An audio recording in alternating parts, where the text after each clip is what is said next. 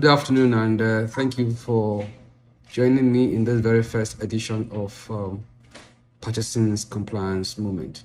In this edition, which is the very first one, I will be answering some questions from journalists and regarding the immediate past IFCA conference. And I believe this question and answer session will be very beneficial to you, particularly those of us who attended the IFCA 2022 conference. So please sit back and let's listen to what the journalists have to ask and what my sincere opinions are to the questions they're going to ask me. So let's go.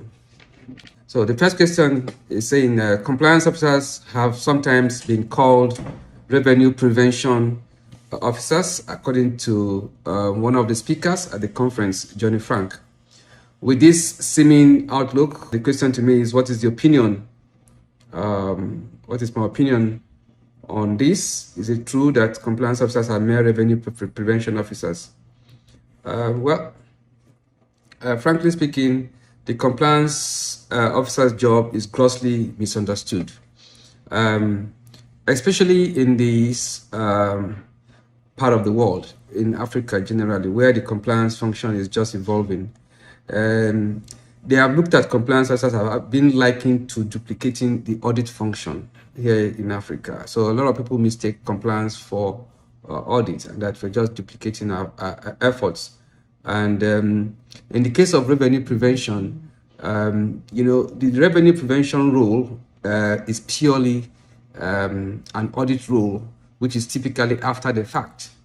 But if you want to look at revenue prevention from the perspective of proactive activities, then of course the compliance officers have a role in that, because the compliance officers' role in revenue prevention is actually more proactive in making sure that the appropriate controls for revenue prevention is actually put in place.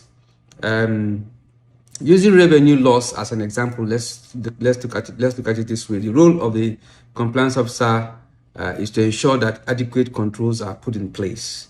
Like I said, more proactively, to ensure that revenue is never lost in the first place.